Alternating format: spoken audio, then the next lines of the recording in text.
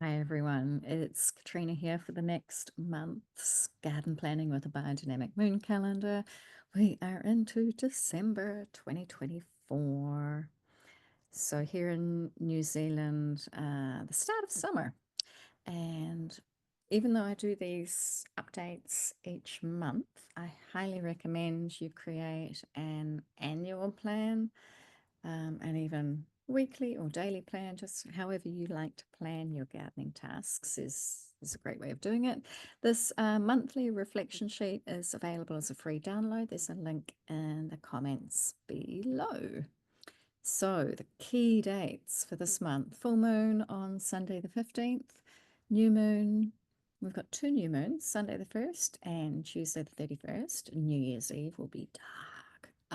Moon opposite Saturn, Sunday the 22nd. We've got the descending period from the 3rd through to the 16th. So that's kind of nice and early, a big chunk in the middle. The descending period is when I do a lot of planting, stirring CPP or 500, tree pruning, shifting any sort of sensitive plants that I'm worried if there's going to be any transplant shock, especially in summer. Then the ascending period is the first 3 days of the month, and then from the 16th to 31st. So ascending period is when I do most of my seed sowing. And what else? Ascending period, picking flowers. Yeah, it's also when I kind of do a lot of indoor admin, sort out my seeds, sort out my preps, and kind of plan for the busy phase of the descending period. Um, we've got lunar nodes on the 10th and the 23rd. Some people rest on those node days. I tend to look at the weather, judge my own energy. There's often so much to do that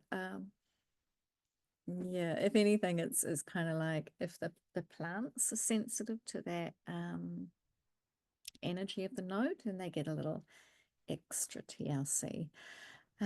Exciting event for December is the solstice on the 21st. So there's always that kind of the proximity of these seasonal celebrations like the solstice and the equinox, and then the Christian celebrations. So 25th we have Christmas, and 24th of December through to Epiphany on the 6th of January are the 12 Holy Nights. What else? December Advent period. This year, the first Advent Sunday was the 1st of December. So that's another sort of celebration to add in. Even if you don't really celebrate the religious aspect of Christmas, it's nice to mark those 4 Sundays and build some reflection and stillness into this sort of end of the year, start of summer. And I find it particularly helpful to stay grounded in my own spiritual practice through the very sort of materialistic hype of December. So for me, early summer tasks here at the soil farm, I am getting into picking flowers for the compost preparation. So focus on dandelion, yarrow, chamomile. The valerian is starting to flower, so I'll just kind of watch and see when I've got enough flowers to make the valerian preparation. Although to be honest, I've got so much of it from previous years that I haven't used that I may just enjoy the flowers and let the pollinators enjoy them. I need to turn the CPP, both pits, and also bury the nettle preparation. I'm really naughty. I've harvested all the nettle and it's sitting in a container and I need to get it into the ground. And I want to end the year with the garden beds soil covered and all the seedling boxes full of goodies. So after my 3 weeks away down in Dunedin at this sort of pivotal spring time, I came back and it's been tidying, composting, and catching up on the seed sowing I didn't do. So if all you needed were the key dates, you can click out and go to your own garden planning. If you want to see what I've been up to for the last month and what's coming up, then off we go. So little Hazel with her beans, I planted some of them into Hazel and Jessica's garden. Some of them I brought home.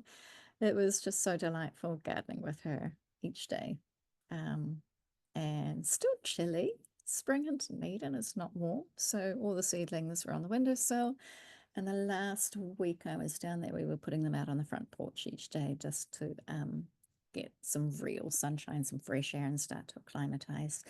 This beautiful rose I got from a customer in Dunedin, and asked her if I could take a cutting. I would love to have a few more rose bushes here at the soil farm. So this is one, and it's still green in the soil. I'm so hopeful it grows shoots. Still down in Dunedin.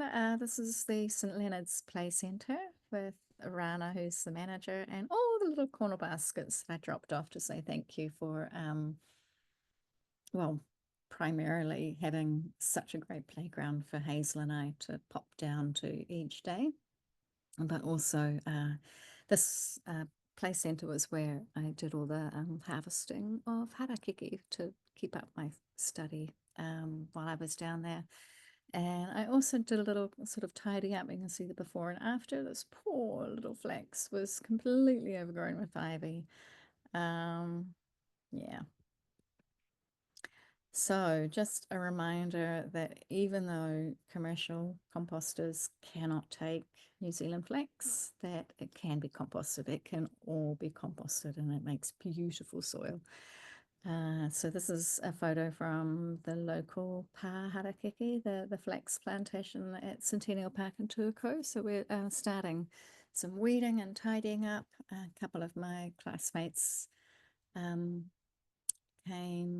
to the park, and we sort of made a plan of how we could help the local weavers. The cabbage tree leaves, tikorka or tikorka, it's a long E on the T.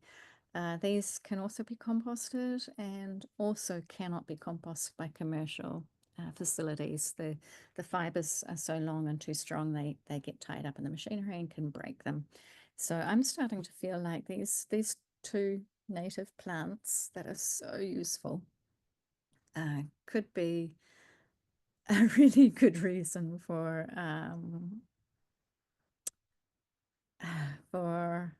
even pushing even harder for composting and soil making and handmade composting to become the norm, especially in workplaces that have used the harakeke for landscaping, or parks where taxpayer dollars are at the moment paying for all this green waste to be often sent to landfill.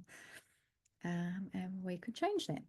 So a little nifty sort of innovation I've come up with is my favorite chicken wire compost enclosure, which you can kind of roll up to the size that suits you. I've often felt that it's too porous. If it's in a windy spot, the compost dries out, that it would be really good to have some insulation. Coffee sacks would probably be quite good, but I can't really sort of get them easily. And I don't like the dye that's on them, that I've actually been sort of choosing not to go get another carload of coffee sacks. I've stopped using cardboard in the garden. I don't like the glue, but these stiff ends of the harakeke leaves, these are the sections of the plant that we generally don't use for weaving, but I've started weaving those into like a large roll of chicken wire. And if you sort of cross hatch it like this, then it holds its shape really well and will all eventually turn to soil. I think it looks kind of cool. These are the flowers that I'm harvesting through summer. Nettle I've picked. I think there's another batch that I might do another harvest if it starts to go to flower. I don't really want the nettle flowering and spreading seed all over the property. So it's a good excuse to sort of keep it under control. The dandelion, I started like picking the seed heads and blowing the seeds into sections of the garden where I want more dandelion, and I kind of I haven't actually yet counted how many seeds are on each flower, seed pod, seed head. Anyway, but I kind of think of it like 100 wishes. And as a reminder that this stage of almost open but having a tight sort of bud in the middle of the flower, that's the stage that you want to pick the dandelion flowers at. Then there is valerian, chamomile, and yarrow. I've been lazy. These are stock photos. They're not plants here in the garden. But again, drying, picking in sort of the fresh first morning kind of vitality. And with the chamomile and the yarrow, I dry them until I've got enough to make the prep. With the valerian, I tend to wait until I've got enough of it in a flower and then harvest the flowers and make the prep that same day. I prefer the valerian to be really fresh. Onwards, highlights. I guess in the last month or so, I am in the next 95. This is a group of 95 businesses selected by the Sustainable Business Network. We were all finalists in the annual Sustainable Business Awards, and they decided rather than choosing just 6 businesses in 6 categories that they wanted to showcase a large group for an entire year. So, looking forward to see what that year looks like. Another highlight was getting published in On the Land. This used to be called Lifestyle Block Magazine. So there's an article in here on cosmic compost, not written by me, but there's some lovely photos in there about the benefits of the biodynamic compost preparations. Another wee celebration here is being invited to teach at the Auckland Botanic Gardens. We did a leaf mould workshop 27th of November. I must count these people. It felt like there were about 12 people. Really, really fun. We have, I like to create my notes online and give workshop participants the link to download them. So there is an online course, Leaf Mould Composting, with all the a reading list with some academic research and some ideas, tips. And I've added in a citizen science project. I don't I don't want to collect bags and bags and bags from lots of different trees, but what I suggested was that we each had access to different types of trees, and it would be really fun to explore the qualities of leaf mold from each type of tree and figure out where they are best used, apart from, of course, putting them back under the tree. Not sure why I put in this photo of the corn. Mind has gone blank. Photo on the right. This is the end of the indoor composting experiment. I had these 2 large pots with food scraps in the base that I was covering with soil, and then I had indoor houseplants resting on the top, and it works. And oh, one of them had CPP and the other one didn't, and I tipped them both out, and I can't feel a qualitative difference between the 2 batches that I've decided to do just one pot, clear up some floor space. This is a little in-ground worm farm with a pumpkin or a camel growing out. So the camel's out in the garden, and I've freshened this up. And then this one was an under the sink worm farm, which I've decided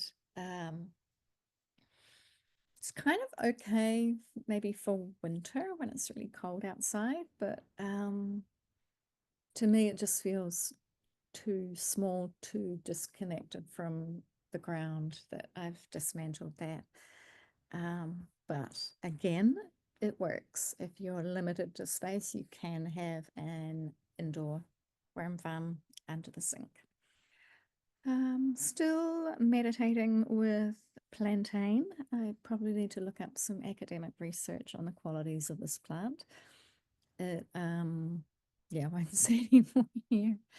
Um, but all that to say that, like, the biodynamic moon calendar is still something I look at along with the human design transits and astrology, but not something I plan every single daily task to.